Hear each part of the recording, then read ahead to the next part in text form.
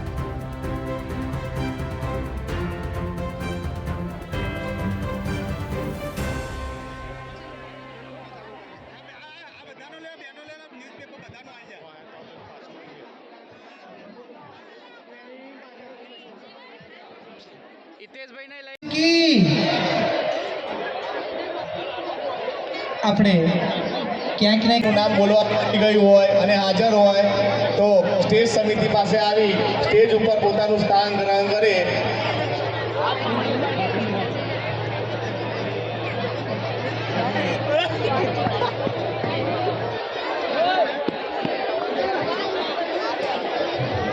યા દેવી સર્વ